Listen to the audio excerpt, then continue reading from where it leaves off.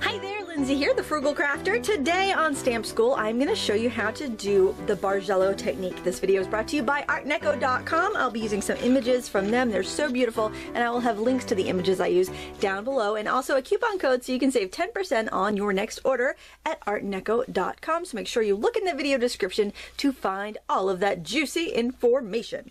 Alright, first thing we're going to do here is I'm going to show you how to make this Bargello design. It's really easy and it's a great stash buster, especially using up all those skinny strips of paper you have lying around your paper cutter, especially after you like scrapbook or make a bunch of cards. You know how you have all those strips? Well, this will put them to really good use. So the first, I'm going to show you this, and this is kind of a what not to do because I've got all these little pieces of paper flaking off, and it's because I attempted to do this with a glue stick. If you're going to use a glue stick for this, make sure you have a permanent one, not one of these little kid disappearing ones. These are awful for this technique because all these little papers are going to pop off on you, and then you end up sending your recipient an activity, a do-it-yourself card instead of a beautiful finished card, because there'll be like 100 little squares in the envelope and it'll be a nightmare, I tell you.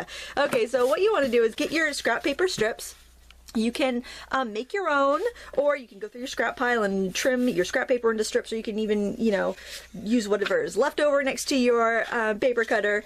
Whatever you want to do, not a big deal. Okay, and then you want to find a paper to glue onto, and since I'm going to use different greens and reds, I'm just going to choose this piece of paper here, and I'm going to use a white glue because I know, like, this is Elmer's, it's going to work good for this, so I am just going to go ahead and glue my papers down. Okay, and these are not cut very well. I just kind of and actually, I could even leave a space in here since I do have a pattern paper there, but I'll try not to. But that way, if a little sliver shows through, it's not the end of the world.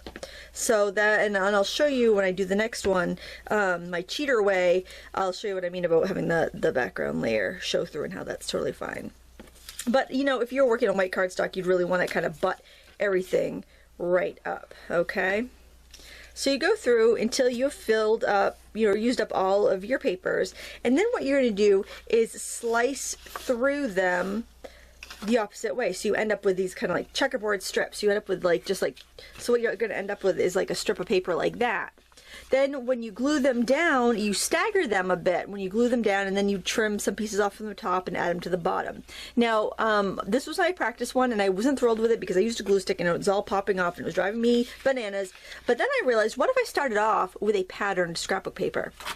And that's what I did. So this is the way to do it if you have a bunch of paper strips you want to use up, or if you want to make a custom Bargello design. If you have a piece of scrapbook paper that's striped, and I'll show you here, these are, this is what the striped pattern looked like originally on the scrapbook paper. And I've hoarded this paper for so long because it's so pretty and I didn't know what to do with it. So this was a 12 by 12 sheet, and I just sliced it into various, you know, skinny strips.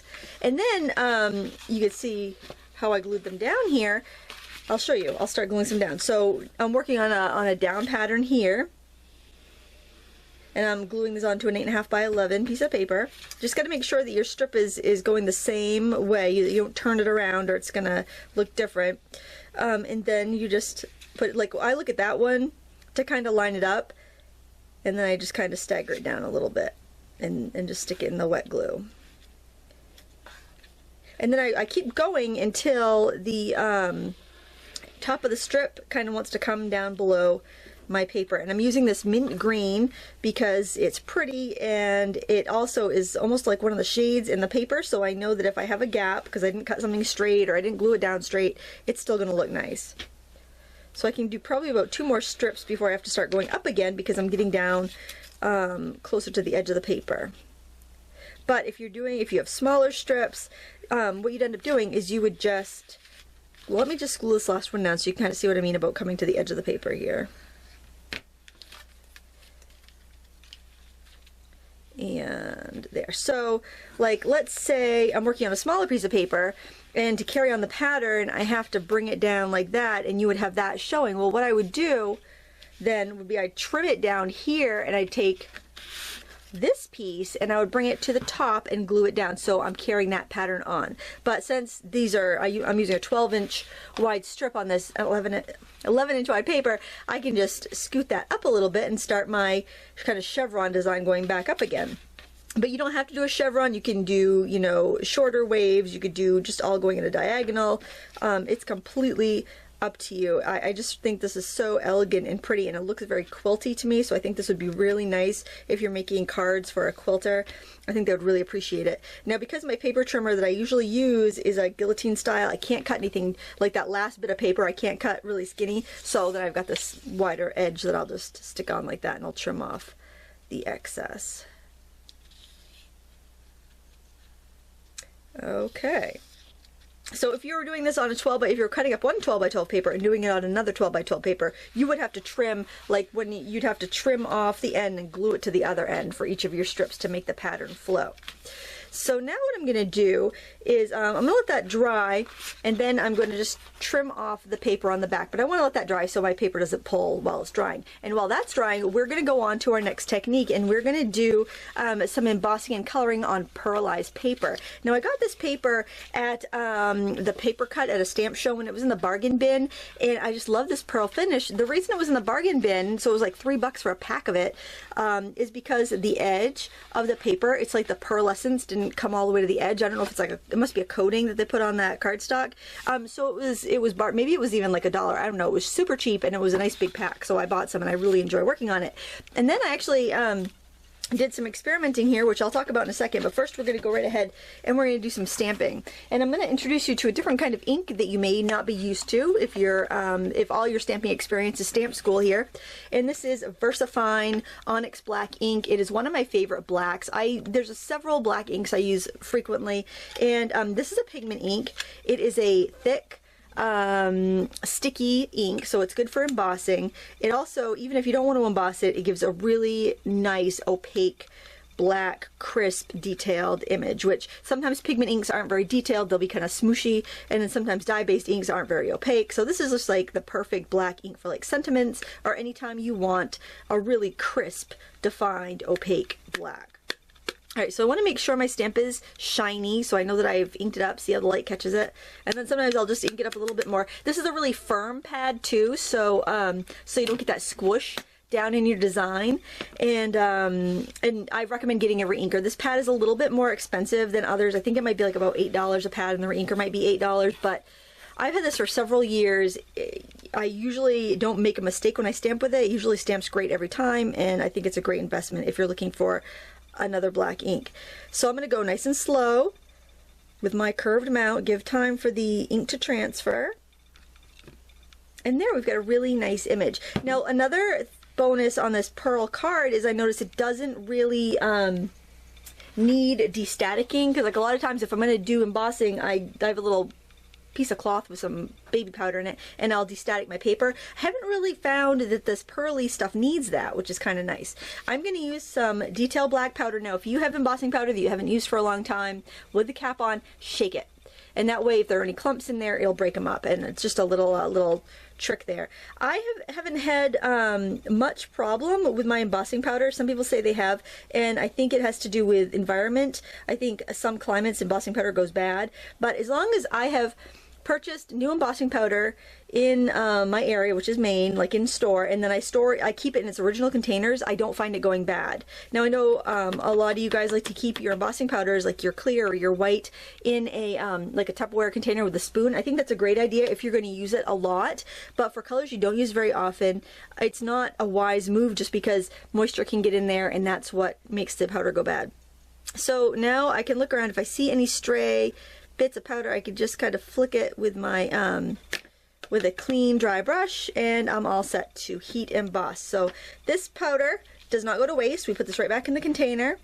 I know some of you probably know that, some of you don't, but you always want to put the excess right back in. And I really would not mix powders. If you think, well, I want to make a custom color, I'm going to mix a couple colors together. If you want to do that, that's fine. Do it in a separate container, and do not put it back in your original containers, because some powders have metal particles that'll make that will tarnish the other powders and make them not work right. So make sure that you just, if you make a mix, you keep it in a separate little baggie, and you try to use it up before it goes bad. Now I think I will keep the camera running while I do this, just so you kind of get an idea for how long it takes for the embossing to heat. You can see on that corner it's already gotten shiny, so once it's shiny you want to move on down the road, and it shouldn't take you too long. This powder is fairly detailed. You can find thick embossing powder regular embossing powder and detailed embossing powder. You want to get a regular or a detailed for this project.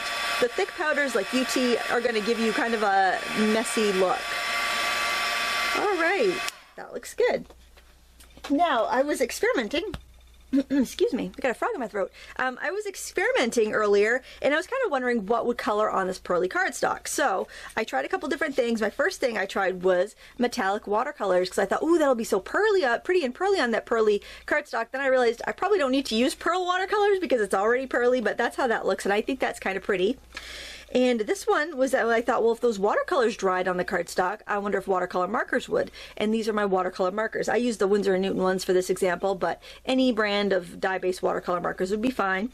And I also tried a couple shades of alcohol-based markers. And the alcohol-based markers, oddly enough, were the dullest of the three. So I think the alcohol marker is like seeping in and going into the fiber of the paper. And I think the watercolor markers and watercolor paints are actually sitting on top of the pearly coating, and that's why it's giving you a much more vivid design, so, or vivid look. So just to give you that little little tip there, and I think I'll actually just leave this one plain. Now, a tip for cutting these out: if you have some long blade scissors, like these are just office supply stationery type scissors, office scissors, they're a lot easier to try to cut a long straight line than these short blade scissors, because you have to keep opening and restarting. So I recommend using a pair of these if you want to, you know, kind of not use a paper trimmer and get a nice straight cut.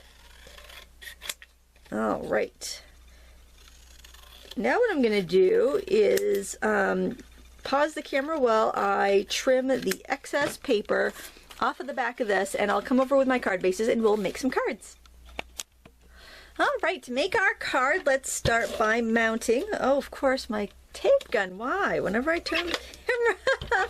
It's so funny. I just like glued like 25 things and they were fine. And then I went to glue on screen and it all got tangled up.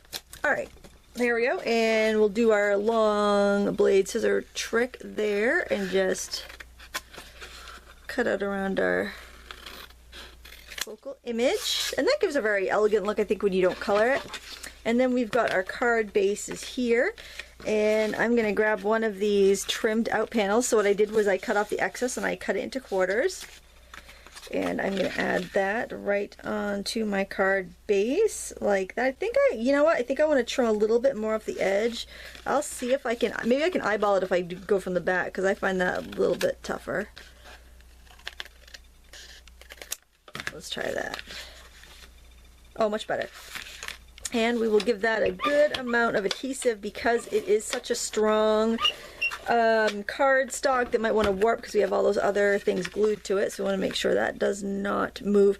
And since this is, you know, we spent the time on the background, we really want that to stand out and be beautiful. So I think all it really needs is this. And you could even go with a smaller image if you want. You could have it this way. You don't have to have it one way or the other. Now, something you might want to do with either the scraps that you cut off, like your little cut off pieces, or even with a fresh piece of card, is to stamp out some sentiments. Like I have these. These have the brush script, the brush kind of like calligraphy. They're also by Art Deco. I have a happy birthday just for you and thanks. And what I do, if I'm doing these for like as a set for a gift, I don't attach the sentiments. I would just attach the let's use some foam tape for that. I would just attach my focal pieces, and I would maybe put that sentiment on one card just so you could see, and then I leave the rest of them plain, so that way people can put their own sentiments that they want on there. I'm going to go grab some other foam tape though, because I am out over here on my desk. Now I noticed I didn't do a very good job putting that panel down, but since I used so much adhesive, it's kind of stuck. So to kind of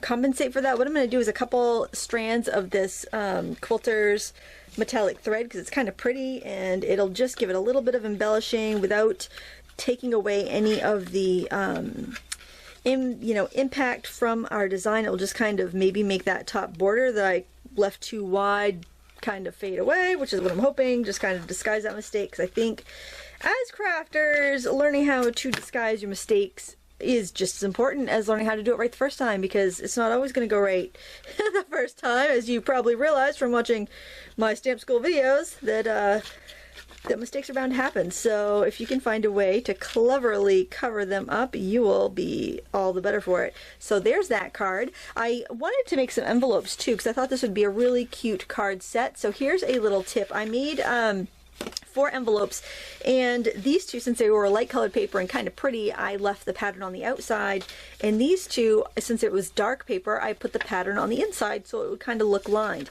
And I use my envelope punch board because I think it does give it a little bit neater of a presentation rather than just kind of eyeballing it or whatnot. But we can actually put together these other 3 cards really quickly, kind of assembly line style, with our other things that we colored.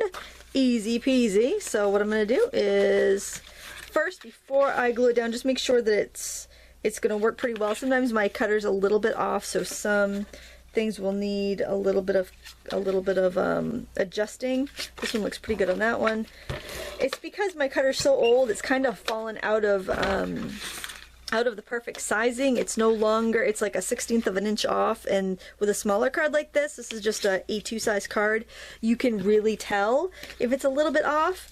But I like the cutter. It's so reliable and sturdy, and I just haven't found anything else comparable that I think will, you know, put up with me cutting cardstock and cardboard and magnet sheets and all the foolish things that I put through my cutter. So even if I do get a new one, I'm sure I will keep that one.